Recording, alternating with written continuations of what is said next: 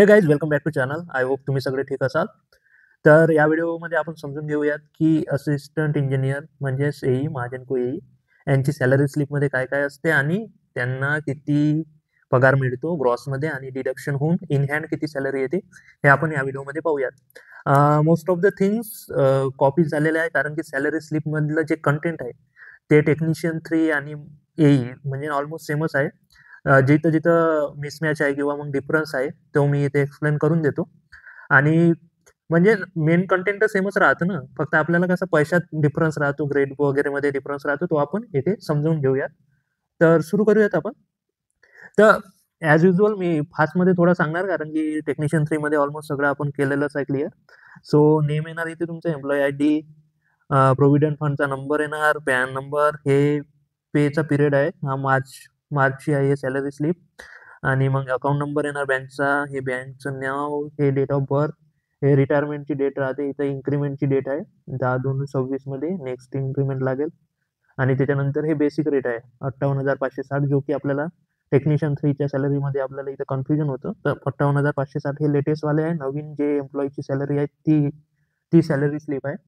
तर स्टार्टिंगले असं तुम्हाला दिसून येणार, म्हणजे हा बेसिक रेट. मग आता इन्क्रीमेंट होऊन याच्यात 250 ॲड होऊन मग हे इथं दाखवणार तो बेसिक रेट. मग हा असा ॲड होतपर्यंत 71,460 होणार कधीतरी. मग हा झाल्यावर मग 2,715 ॲड होत जाईल त्याच्यात. हे नाही होणार ॲड, हे होणार मग, म्हणून तो डिफरन्स राहते. तर असं चालत जाईल 1,42,050 पर्यंत. हे त्यांचं स्टॅटस आहे. सिनियरिटी नंबर मे बी इथे येणार, किंवा हे असं लिहिलेलं आहे असिस्टंट इंजिनियर GRA. ठीक आहे, इथं हे पेस्ट केलं आहे. बेसिक आहे 58,560, जो की तीनही कंपनीमध्ये आहे आपल्याला, जनको, ट्रान्समिशन आणि डिस्ट्रीब्युशन. तर हे वाला बेसिक पे आहे. तर त्याच्यानुसार आता काय काय चेंजेस होते ते बघून घेऊयात. पण त्यापूर्वी जर तुम्ही या चॅनलवर नवीन असाल तर चॅनलला सबस्क्राईब करून घ्या आणि या व्हिडिओला लाईक करून घ्या. हे दोनच काम तुम्हाला करायचे आहे, फ्री ऑफ कॉस्ट आहे आणि जास्त मेहनत पण तुम्हाला लागत नाही, कारण की लाईक जर भेटलं तर व्ह्यूज वाढते आपले, बाकी काही नाही त्याच्या मागचा उद्देश. आणि सबस्क्राईब केलं तर मला मोटिवेशन भेटते. ये बड़ी अच्छी बात कही आप. तर चला सुरू करूयात आपण. तर आपण लास्ट टाइमला ह्या जो EL किंवा लिव्हचा सेक्शन आहे तो राहिलेला होता, तर तो पण कंप्लीट करून घेऊया. सो हे वाला सेक्शन आपला राहिलेला होता, तर इथे तुम्हाला समजावून सांगतो. DESG म्हणजे होते डेजिग्नेशन आणि ESG म्हणजे होते एम्प्लॉई सबग्रेड. आता एम्प्लॉई तर आहेच, पण नेमका डेजिग्नेशन काय आहे, तर इथे असिस्टंट इंजिनियर. ठीक आहे. तर या दोघांचा तुम्हाला फुल फॉर्म माहीत पडला आय थिंक. आता PG आणि EG काय राहते, तर ह्या ग्रेडच आहे. त्यातला G जो आहे ते म्हणजे ग्रेड आणि P म्हणजे पे ग्रेड किंवा मग employee grade. So grade B चे एम्प्लॉई आहे असिस्टंट इंजिनियर म्हणजे. तर हे पण तुम्हाला समजलं याचा लॉंग फॉर्म. आता ह्या लिव्हच्या रिलेटेड होते. तर हे जे लॅब जे लिहिलेलं आहे EL म्हणतात त्याला शॉर्ट फॉर्म. हे सिक लिव्ह राहते, हे हाफ पे लिव्ह राहते आणि एक्स्ट्रा ऑर्डिनरी लिव्ह राहते. आणि याचा थोडा दुसरा लॉंग फॉर्म आहे, तो आपण नंतर कव्हर करूया. आणि हे जे राहते हे इकडला डिजिट जे राहते म्हणजे टेकन, म्हणजे तुम्ही घेतली आहे, किती घेतली आहे. आणि इतर जे राहते म्हणजे अवेलेबल, म्हणजे तुम्ही किती घेऊ शकता. तर टेक्निशियन 3 मध्ये जर तुम्ही इथे पाहिलं असेल तर इथे 30 लिहिलेलं होतं, EL 30 होते आणि सिक लिव्ह इथं 7 होत्या. तर सध्या यांच्या याच्यात दिलेलं नाही आहे, म्हणजे नवीन सॅलरी स्लिप असल्यामुळे, लेटेस्ट लागलेले असल्यामुळे, पण ते नंतर इथे ॲड होणार. तर हे टेक्निशियन 3 मध्ये इथे असं लिहिलेलं होतं. हे म्हणजे अवेलेबल किती आहे, त्याच्यापैकी तुम्ही किती घेतलेलं आहे ते इथे येणार आणि हे इथे येणार लिहिलेलं. तर अशा प्रकारे न्यूज राहते. हे आपण एक वेळेस नंतर समजावून घेऊ. ठीक आहे. चला मग पुढे जर पाहिला आपला मेन जो फोकस राहतो त्याच्यावर येऊया. Stay focused, stay focused, stay focused. So earnings, आपले टोटल अर्निंग्स किती होते ते बघूयात. सो बेसिक सॅलरी आपली 58,560 आहे. सो 58,560 आणि त्याची आय थिंक 50% असेल. दोन तुम्ही डिवाइड जर केला तर Emotional, damn it. I think 50% आता इथे नाही दाखवत आहे. आय थिंक सो 31,037 आणि 58,560. Wait a minute. 31,037 divide by, डिवाइडचं कुठं गेलं, 58,560.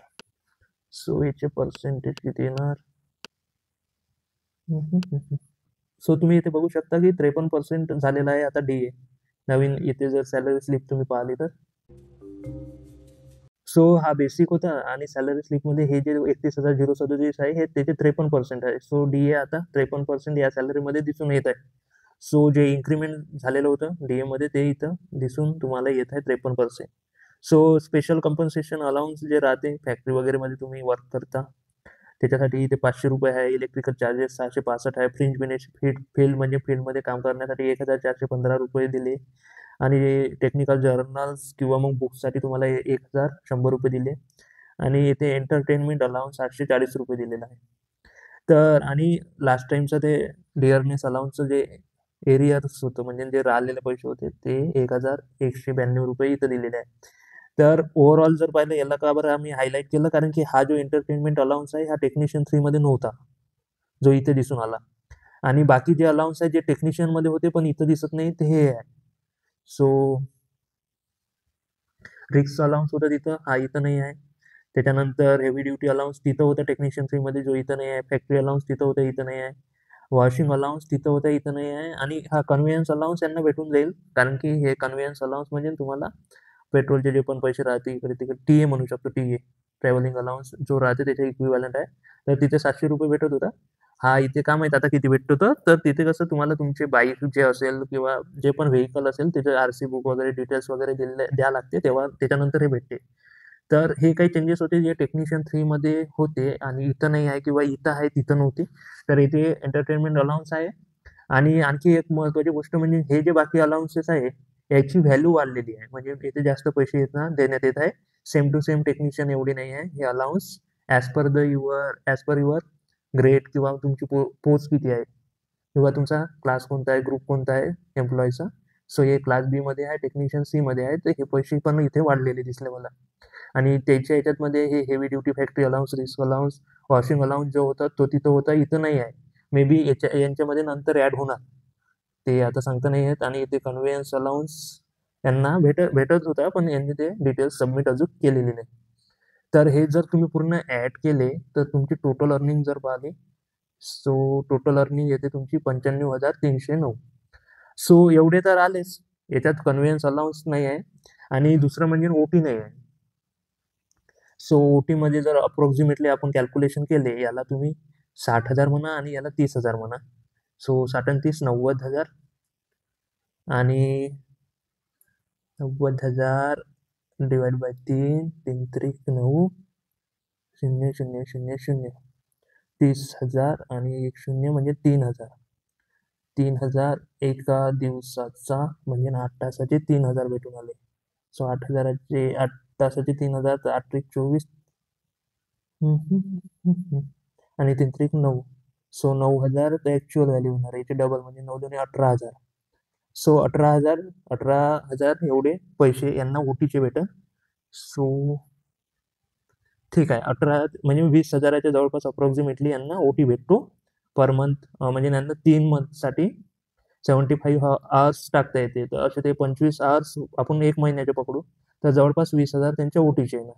सो हे जर ओटी पण त्याच्यात ॲड केली जे की नॉर्मली भेटतेच, सो 95,000 प्लस 20,000 यामध्ये ॲड होऊन जाईल. सो ऑलरेडी हे 5 म्हणजे 1,15,000च्या जवळपास यांना पैसे भेटून जाईल. बरोबर आहे. सो एवढे पैसे त्यांना भेटून जाते. इन केस ओटी पण याच्यात ॲड नाही झाली त्यांचा काहीतरी प्रॉब्लेम असल्यामुळे, तर एवढे पैसे तुम्हाला भेटून जाते. ओटी पण ॲड केली तर 20,000 ॲड ऑन होऊन जाईल त्याच्यात. आणि मग यांचं डिडक्शन कुठे-कुठे झालं?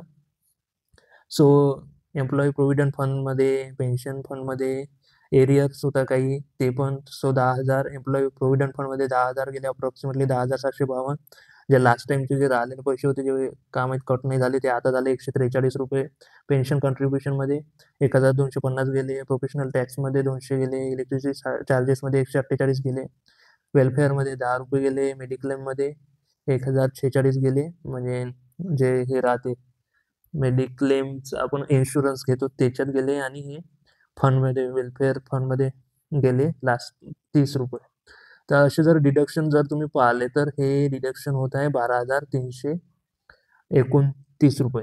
सो एवढे डिडक्शन होऊन मग जर तुम्ही तेवढे डिडक्शन काढले तर सॅलरी किती येत आहे इथं ओरिजिनल 82,980 आणि जर त्याच्यात आणखी तुम्ही 20,000 ॲड कराल सो जवळपास 1,02,000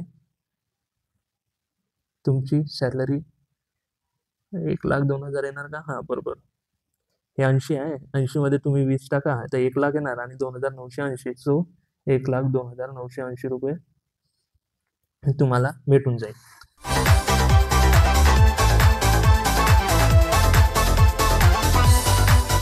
तर अशा प्रकारे म्हणजे ओटीचे कसं झालं की यांची ओटी इथे मेन्शन नाही झाली, भेटली नाही. त्यामुळे जर आपण ऑन एन एव्हरेज 20,000ही पकडले ओटीचे तर 1 लाखाच्या जवळपास इन हँड सॅलरी येऊन आली, हे डिडक्शन होऊन. आणि इथे इन्कम टॅक्सचा मला कॉलम नाही दिसला तर तो इन्कम टॅक्स पण इथे कट होऊन जाणार. सो मे बी तो नेक्स्ट इयरमध्ये येईल. तर मग ते डिडक्शन वगैरे वेगवेगळ्या फॅक्टरवर डिपेंड राहते. पण आजच्या जर कंडिशनमध्ये पाहिलं असेल तर 1 लाखाच्या जवळपास यांची सॅलरी येऊन जाईल. तशी 82,000 तर येऊनच आली विदाऊट ओटी, तर मग ते पण येऊन जाणार.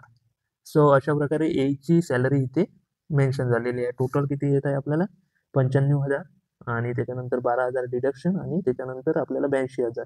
ओटी भेटतोच पण इथे त्यांना नाही भेटली आणि त्यामध्ये कन्व्हेन्स अलाउन्स पण ॲड होणार, आणखी एखादा अलाउन्स इथे ॲड होऊ शकतो. तर अशा प्रकारे आहे. जे लिव्हचं आहे ते एक वेळेस आपण कव्हर करून घेऊया. म्हणजे तिथं लॅप लिहिलेलं होतं, लॅप लिव्ह ॲट प्रिव्हिलेज म्हणजे अर्न लिव्स पण म्हणतात त्याला ER.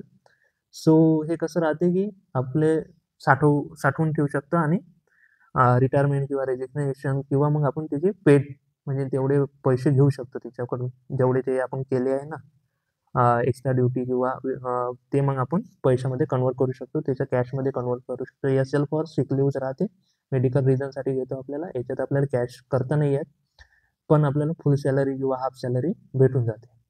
हाफ पे लिव्ज याच्यात मेन्शनच आहे, डायरेक्टच समजून आलं.